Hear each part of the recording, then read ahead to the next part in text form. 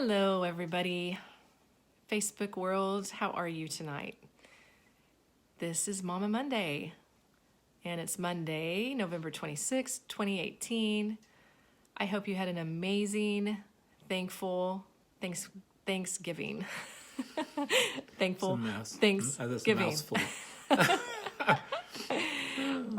Very, very excited to be with you tonight on Facebook on Momma Monday. And I hope that you are enjoying these Momma Mondays.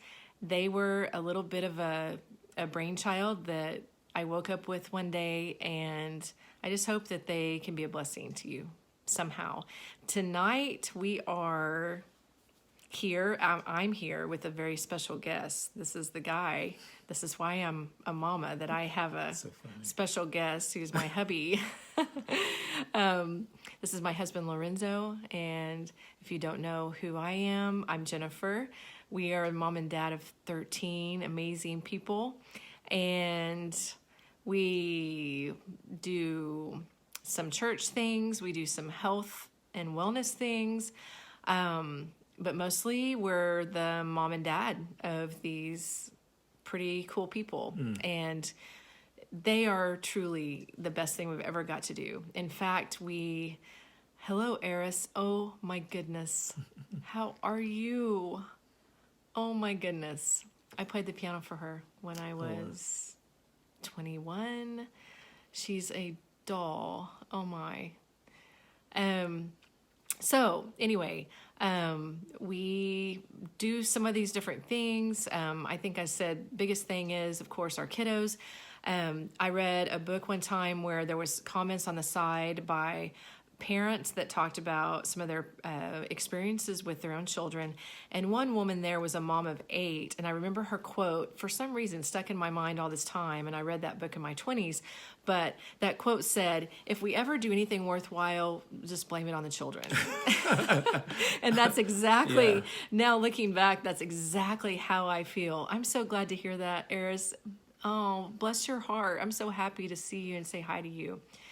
So anyway, if anything good comes from Jen and Zoe, we will blame it on the kids. Okay. It is all to their credit. So anyway, on to the subject we need to hop on. You all know that's what I say every week. We are hopping on the subject for this evening. Oh, hey, Mark. Good to see you, thanks, sir. Bro. Hey, I got to make it on Momma Monday. He is the guest tonight. Thank you, Eris. That is so super amazing. Yay, you made my night, dear. And I love the music notes.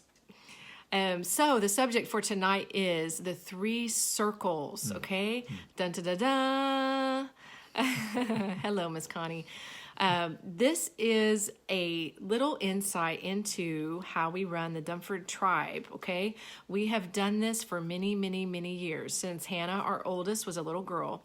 And basically, Zoe's going to give you kind of a little forefront to how we came to know about the 3 circles, and then we're going to just lay them out for you and just hand over this golden nugget we feel like God put in our pocket several years ago, and we hope it can help every one of you. So, well, we were doing the math. It's been about 15 years ago when this event took place. I was working at an establishment, and we were looking to add to our team a very, very skilled man in a particular area, and everything went great. We had a great few days with him, and at the very end, he said, "I'm sorry, guys. I can't take the job. I can't join your team." And, we didn't pry. We were all surprised. There was a mutual friend that was connected indirectly with the process, asked how everything went, and said it didn't. He can't do it. And he said, that's not good enough. We're going to find out. So he scheduled breakfast before this gentleman flew out and invited me. And at first it was a little awkward. But if were you not supposed to come? Knew this guy, I well, don't remember that. They were friends, Okay. but we were handling business. And so But after a bit, everything was good, and this mutual friend says, "Man, come on, you're not going to do it. So just tell me, what's your reason?" And the gentleman was like, it's just not going to work. Long story short, finally, my buddy, our mutual friend, kept saying, "Come on, man, we've been friends. Come on, just give me something." And he pulled out a piece of paper. Actually, it was a napkin. We were in a restaurant. I'm famous for writing on napkins. And he too. drew what Jennifer's going to show you here in just a little bit. He said, "My wife and I run the circles. We do 3 circles before we make a decision, and the 3 circles are our calling, our core values, and our capacity. And everything lines up on the calling and core values, but our capacity, it's not going to work because our kids are in performance, high-level performance athletics, and if I do this, I'm not going to be able to accommodate that, and so it's just not going to work." And so it was revolutionary. I mean, for me, can I have that napkin, please? I ran right home, took it to Jennifer, and said, "Hey, babe, we've got to do this. We got to figure this out," because she's the person on our team that does the research. And so what you all have and what she's going to share, or what we're going to talk about, is what she took from that and modified it for us so it would work for us. And so that's where we got it from. But anyway, it's so much more, the things that she's added to it. So Okay, yeah. So that's the 3 circles and the story of how they came to be for the Dunford tribe. Hey, Courtney Hickman. hey, cuz. Hey, oh my goodness. Hugs to you in Love you, Washington ma'am. State. Oh my goodness. So, breaking down the 3 circles. And like I said previously on Instagram, everybody needs these 3 circles, okay? And no matter what you're doing, if you don't have a fam, you're doing other things like running a business or a church or a corporation or whatever you're doing, everybody needs this. It's so wonderful. Yes, love you and your fam. So let's get started on those. Basically, the first one is connected to the second, and the second is connected to the third. And this is going to be kind of backwards for you guys, but if you want to take notes, that's how it looks. That's kind of a rough drawing that I just did. Okay, so it's not really... I meant to put one on ahead of time on Facebook, so I apologize for that. But so the 3 circles, look like that section of the Olympic circles. They're all conjoined. Is that how you'd say it? And then the center of those 3 circles is the whole bottom line of our discussion tonight on Momma Monday, and that is that home is the center. Yes. Okay? And if you are already a Momma fan, a Momma Monday fan, you've been here before, basically, what we talk about is getting to the inside and going to the outside, inside out. And when you talk about, let's say our health, I talk about that a lot. You can't just throw everything but the kitchen sink at the outside of yourself. You've got to start on the inside.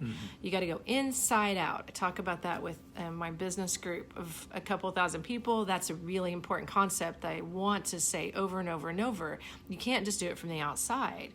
Well, similarly, and really more importantly, you can't build a family from the top down, from the top of society down to the family. You've got to build it one family at a time. You've got to do a healthy family, which affects their little community, which affects their state, which affects their... yes, my words were backwards. I so apologize. The words are your calling, your core values, and your capacity. And right now, I'm about to go through core values. So those are the 3. Again, Eris, thank you for asking. So you can't make a healthy family from the top down. You've got to do healthy family, and that affects up and around and out. And we're in a culture over here in this Western hemisphere that we are experiencing a lot of wonkiness when it comes to just right and wrong and how to build a family and how to build a business that affects the community positively. And that's one of, frankly, the core values and, not the core values. I'll get to that in a second. I'm going out of order, aren't I? One of the parts of our calling we feel as a family is to do some good things. You're welcome, Eris. To do some of these good things that could help the family thrive. Okay. So, again, that can start small and affect big. And in our society, we really hear the concept of big to small. We want to start small. Everything that starts small is built well, okay? Let's say you plant a vineyard, okay? Well, when you plant a vineyard, everybody knows when they research a little bit, you don't start getting fruit on those vines for about, 7 years? 5 to 7. 5 to 7 years before you actually see grapes on those vines. So that looks like, oh, hello, nothing is happening. You know, you may have heard that if you're a mom out there and you're doing the hardest job and most important job in the whole entire world. You're rocking the cradle that's going to rule the world. You may hear, nothing's happening. You're totally changing diapers all day. You know, no. You're doing the small part first, and that's going to get big. You're doing the little mundane, somewhat looking normal, maybe not important stuff. And you're going to turn around and, hello, you have a 19-year-old, a 20-year-old, a 22-year-old, a 30-year-old, and they're changing their world, guys. Yeah. Wow. That's how it rolls. That's how it rolls with God. If you've ever watched the movie Sabrina, the remake with Harrison Ford and one of his favorite actresses, what is her name? Oh, you can't think of her name. I can't believe it. I'm looking at you. You're so beautiful. Julia Ormond. Julia Ormond. It doesn't come to mind. Julia Ormond. Hello, Hailey. Hugs to you from America. Oh, my goodness. I'm so happy to see you on here. Man. Thank you so much for popping on. On the movie Sabrina, she says to him, this, big wig who's a billionaire, she says, hey, sometimes more isn't better. Sometimes it's just more. Okay, and I'm talking material stuff. I would say more children is an awesome thing, obviously. Momma 13, okay? And I'm thrilled with that. But we're talking materially, okay? Did you do calling already? So all that to say, we'll start with calling, okay? So calling, you're just preaching, like as an example, okay? Calling for us, for our family, would be something like the big word, reconciliation, okay? That's obviously a big deal for us. Hannah is our first baby, and she just commented on here. I talk about the 3 circles all the time, and people look at me like, huh? Hannah, that sounds just like you. Oh my goodness, that's so funny how you said that. Yes, we are breaking it down. Hey, baby, okay? Thanks for the bacon and the grandbaby this Yes, morning. you're in big trouble, Hannah, for giving him bacon, love you. and I missed out on it this good morning. Too, girl. Oh my goodness, we digress. Man, Thaddeus. Okay, so calling. One of our big callings. Hello, we look differently. Is it different or differently? It's an adverb, You're the I one think. that edits everything I do. We look differently. So, reconciliation. We didn't go, hey, we look different, so we should get married. No, Unity. That's not how it happened. But it was a calling. It was part of our calling, besides just being a husband and wife and running a family. Because one family can change the world, guys. Just one family, okay? They change their world, whatever that is, and those people change theirs, okay? But for us, a big description of our calling is reconciliation, unity, family. And ultimately, it's family. It's helping families and doing our own family. Because doing our own family has to be first, or that really defeats the whole entire point, exactly obviously. Right. Okay? So let's move to core values. So core values for the Dumfords. Thank you, Hailey. I'm very, very, very emphatic about that. Core values are things for our family, such as... we try to be in church. That's a big core value. Obviously, Lorenzo's mostly ministering when we're in a church situation. That's part of our calling. That's part of the calling. They really connect. The core values basically undergird the calling. They're like the steps. Yeah, they're like the steps. Also, family table. Love Tell you them too, a little babe. bit of that. Family table is a core value for us. That is something that we do. If our Dumfords are on here, our older ones, they would laugh a little bit. Core value table time is basically something we do. We try to do it daily, sometimes twice daily if we're really on track, where we just get around the table and no technology, no distractions, hopefully, and really focus around the table. Jesus had a thing with people being around the table. He did the Passover. He wanted to look at everybody. they were looking at him. They were interchanging, exchanging with each other and giving to each other and receiving from each other. It's so important. Something that our society, again, that seems small, but it's huge. We've gotten away from that. We eat dinner on the porch or on the patio or watching the TV, or everybody's in different rooms. That's one simple thing that could really revolutionize how you communicate as a family. It's huge for us. Another reason huge for us, A core value. just to emphasize the family table, I read a statistic when we first started, back when I had Hannah, first baby, that talked about National Merit Scholars. If you've heard of that distinguished honor, there's many of them in the United States.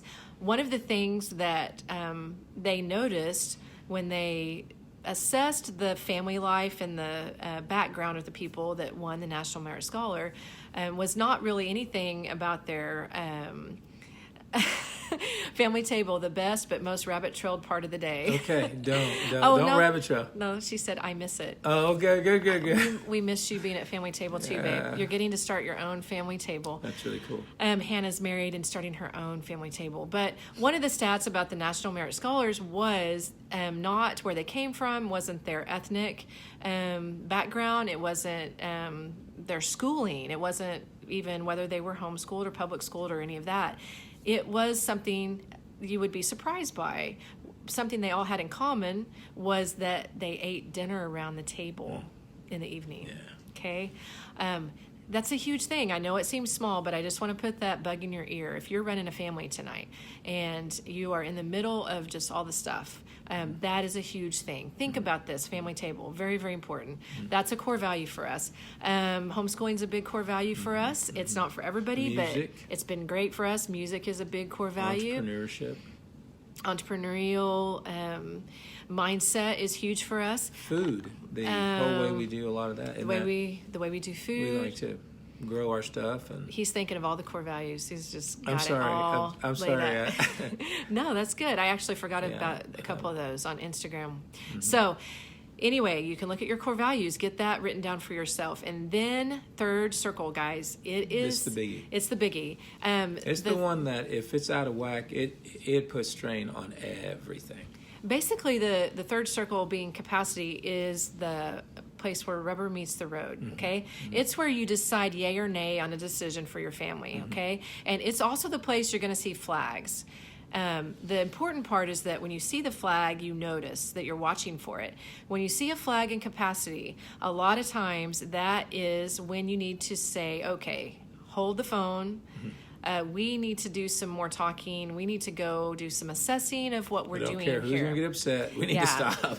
We need to unemotionally look at this situation and see if it's too much for our family. It's either in the circle of capacity, it's stressing our time, it's stressing our energy, it's stressing our sleep, it's stressing our financial ability right now, may not stress our financial ability later down the road, and that's a really tough one to call.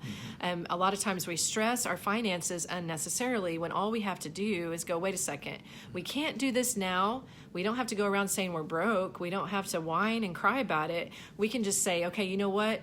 In the future, this is what we're planning, and we know God's going to take care of us and bless us. But for right now, this is the thing we need to do financially. Location. When we do marriage counseling stuff, one of the biggest things, as you would guess, rests on money, okay? So when you stress yourself unnecessarily, then that causes yuck between the mom and dad, or if you're running a company, the people running the company. You know what I'm saying? So the capacity circle is so very critical. When you talk about personalities in a marriage, we talk about this sometimes all the time when we do marriage counseling stuff. It's in a blog on justafamilything.com. I've written about it. Basically, you usually have a flag or a flagpole in most relationships. You might have heard of that when you've talked with us personally. Lorenzo's more of a flag. I'm more of a flagpole. Those are exactly what they sound like. The flag is more fun. Flows. Yes. Flows and loves to take in the wind. Can you? you know. The flagpole is Holes the the- reason the flag has any ability to That's a flag instead of a stay kite. put, stay put, stay put. Woo, stay put. Yeah. So anyway, wherever that's you are, if you're a flagpole, you are the one in your relationship who's most likely going to say, hey, wait a second, this is blowing our capacity circle right here. And sometimes you're not very popular for saying that. But you need to do it. But you need to do it. You need to be encouraged. If you are a flagpole person who sees the glass, I'm saying this as a flag, primarily. I've grown a little bit. I can't believe you're saying it. But It's not just if me you saying it. are a flagpole personality, please hear from a flag here. We need you to be gray and boring at times. Just put a little grace on it, but be gray and boring, because I'm telling you, any flag out there that tells the truth knows that there's many decisions that were made that if they didn't have a flagpole that asked the hard questions, you get into something and you're stuck in a tree, and then you got to back up and start over again. So, and vice versa. If you are a flag, please don't let, Oh, my whenever goodness. a flagpole person that cares about you, if it's in business or in family, we're talking family primarily because that's our sweet spot, but it works all across the board. Yeah. Don't let them steal your dreams. That's not why they're saying that. You still, if you have a crazy idea and you think it's awesome, hold on to your idea as they tear it apart. Because listen, what's going to come out of that is something magnificent. Don't be downcast and take your ball and go home, Lorenzo. Just stay the course, because something good's going to come out of it. Okay, I'm done. It's kind of, I can't believe you said that, guys. There's a first time for everything. I'm not really that bad. Oh my goodness. No, that's awesome. So it's basically, it's like my laundry concept, which my husband, again, as a flag, hates. This is actually kind of a flagpole thing about you, but if an article of clothing does not survive my laundry process, hello, Michael. Michael. Yay. Our Good to see you pastor on here. brother from Sudan. Oh, love you. And Elizabeth. If an article of clothing from the Dunford family does not survive the laundry process that I have, sorry, it's going to go to the thrift store pile, okay? If it survives, it's the ones we want to keep, right? What he's saying about the ideas. Lorenzo has ideas constantly. The joke and the truth and the great part about it all is that, hey, Natalie, is that we need him to have ideas. He's the idea former and the idea maker and the idea dreamer upper person in our family. Dreamer upper. The dream up person, however you want to say it. I am the one who, I come in and edit the dream. And when you're an editor, if any one of you out there might be the edit mindset, something you have to be watchful about. Usually an editor is more like a flagpole, not always, but usually. We have to be careful when we're cutting and pasting and trashing things. I'm that person who can just go through the living room and go, okay, that needs to go to the trash. I want to get the trash out because I don't care for clutter. That doesn't mean I don't have some, because I have 13 children, and hello, if you want to stop by, you'll see some, okay? But my mindset, let's say when I'm editing some of the dreams and the ideas that he comes up with, it's not fair to him for me to cut and paste right away.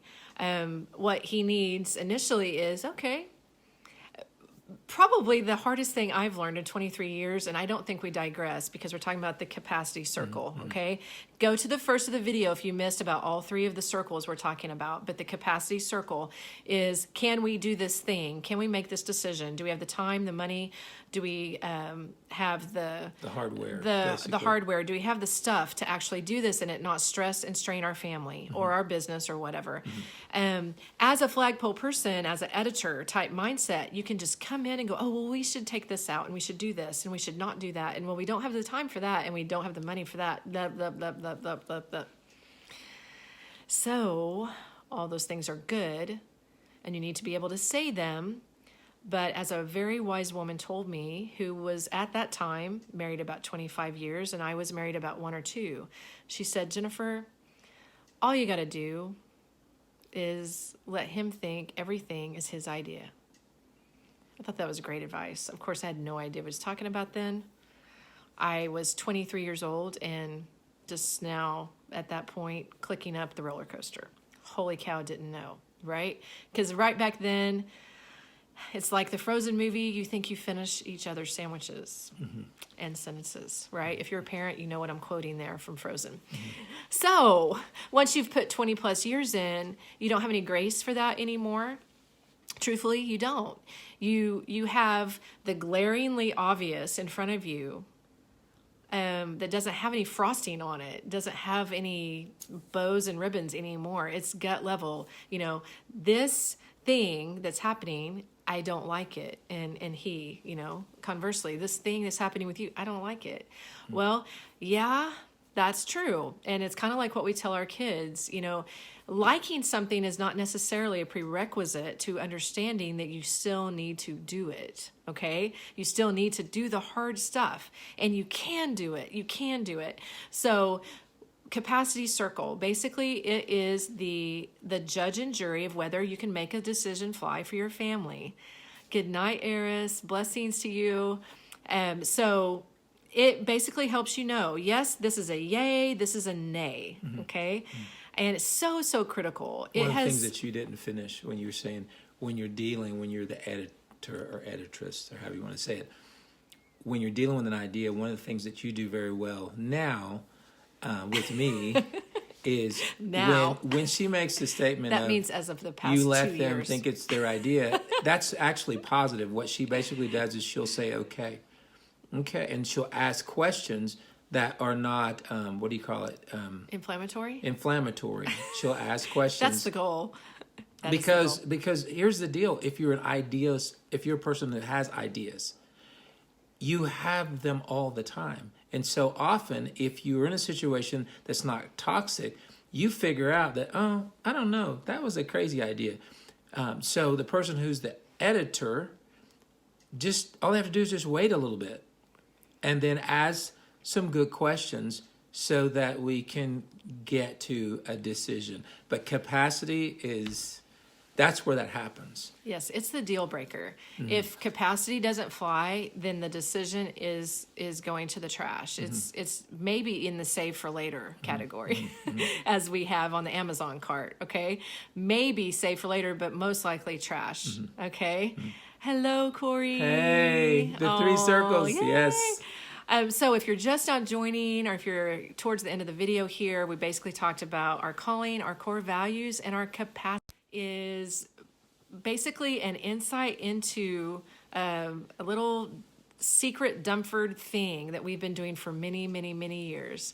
Love you, Corey. Good to see you in Alaska. So we both hope that can help you all wherever you are. If you're in the midst of making a decision, okay? Most especially if you're in a family. Hello, Debbie Mossberg. If you are running the mom-dad gig, you're running the husband-wife gig, it's tough, guys. It's not easy. It's the hardest thing that we've ever done. It is not for the faint-hearted, okay? But God designed us to exist in the family relationship. And he designed us to be able to have a mission, have a calling, have core values that support that calling, and have the capacity to do that thing that we're designed to do. And those things that we went through for Zoe and me and our tribe, well, you all have your thing, whatever your thing is, okay? Your thing is so important, and the world needs your thing. That's why a family is so important, because let's take our crew. We have 13 amazing people here, all the way down to little baby Galilee. We have no way, and I don't know why. God just gave me a picture of that a lot of years ago. It just happened, and everybody's different. But I started seeing, you know what? Holy moly. Who could our kids touch that we'll never meet? Who could our kids affect that we won't know? What could they do that we can't do? And you all, that has been happening. Guys and girls, that's been happening. Yeah, we meet people all the time that have met our kids that we don't know. Yeah, they'll tell us things and we go, wow. Okay, well, we're just the mom and dad. That cool. We're not Lorenzo and Jennifer. We're just Yeah. the mom and dad. Yeah, We're absolutely. proud just to be the mom and dad. Okay, because guess what, guys? Nobody is getting off this earth alive. Okay? We're moving, but our body's staying here and we won't be in it. Okay? Nobody gets to stay here forever. And you've got to write a letter To a time. to time you'll never see. Okay, that's one of our famous Dumford quotes for our kids. They could all repeat that for you. You have got to write a letter to a time you'll never see. You've got to think ahead. You got to think about later instead of now. What do you need later when you are 90 years old? Yes, our children are a letter to or a letter we write to a future we will never see. exactly Absolutely, right. Courtney. That's Absolutely. exactly right. We have to. Oh no! I hope you have sound, Miss Denise. It's on here. Thank you, Ashley. That's so sweet. Denise will go back and hopefully it'll be on there. Okay.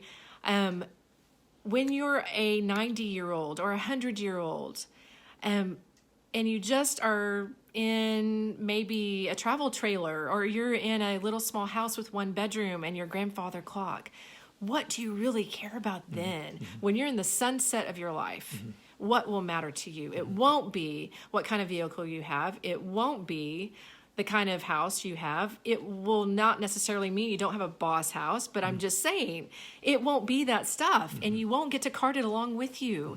It's souls, it's people. And the children you have, just a side note, just to wrap up, guys and girls, the children you have, that's your first mission field. That is the mission field. You get to grow from the ground up. You get to grow that mission field from conception, guys. You may have someone you get to help in Asia or Africa or wherever God tells you to do it. Or they might be right across the street from you. Don't forget that. Wherever you are, you can do that. That's your mission field. But those babies and those grandbabies, that's your first mission field. And you get to have the first great, most immediate influence on them. Then they can go out and do their thing with people you may never meet. It is so incredibly powerful. It just gives me chills right now. Are you having chills at the same time? So powerful.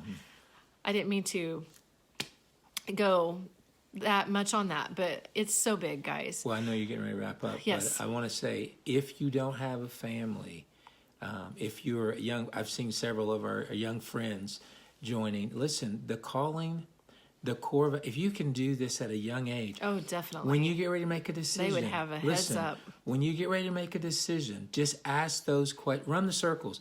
Does it fit what I feel like I'm called to? And if you don't know that right now, as you're listening to this, just, I'm not going to try to preach to you here, but I'm going to say to you, hey, take a moment and ask the question, why am I here? And what have I been doing? We were in a seminar years ago that was not a religious seminar. It was a character development seminar. And the person said, when he surveys individuals, what he finds is the thing that they've been doing their whole life is what their calling is. For instance, when you go back to when you were 9 years old and you were on the playground, were you trying to teach everybody something? Were you the one out there saying, okay, this is how you climb the monkey bars?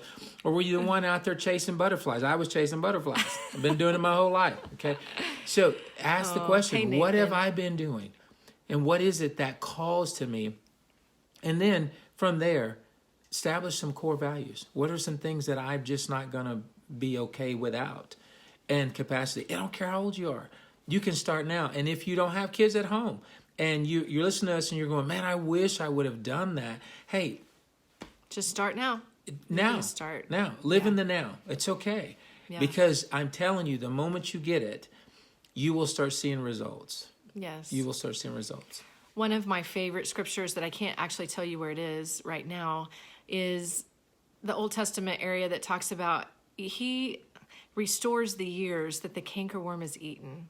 I love, love that scripture because a lot of times in a family situation, or maybe even some of you, as Zoe said, the ones of you who are single and just starting out in life, you can have a bag of troubles, or you can have a closet full of bad decisions and feel like you're toast.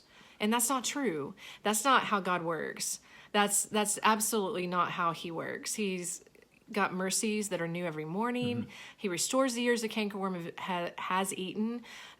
That's what he's in the business of doing. That's why we need him, because everybody has something like that they need grace for. So wherever you happen to be right now, we're in Western Oklahoma in the late evening on November 26, 2018. You have been a part of Momma Monday with my amazing favorite guest in the world, my husband Lorenzo. And I hope that you've enjoyed our subject. I hope you've enjoyed this chat, and I hope that you will stay a viewer and a fan of Momma Monday. We'll be back here next Monday. Oh, that's going to be exciting. For wow. a really fun interview with our 19-year-old. She's our third child, and she is a doll, and we're just going to have a really good time. We're going to talk about some of her pursuits right now. We're going to talk about entrepreneurial mindsets and some of the pursuits she has. So anyway, you want to be around for that. That'll be next Monday, same bat time, same bat channel. No. I am a Batman fan. Christian Bale all the way, best Batman ever. Okay, honey. Yeah. So anyway, we brought up Julia Ormond I did earlier, not. who's one of his favorite actresses. I did not. So we're even. Sandra Bullock, I'm not mentioning her name. Oh yes, there's two. I'm sorry. No, Oh my goodness. Guys and girls, thank you. Thanks for being here. So glad to have you. We will see you next time, next Monday at 9. Thanks guys. Have an awesome week. Bye-bye.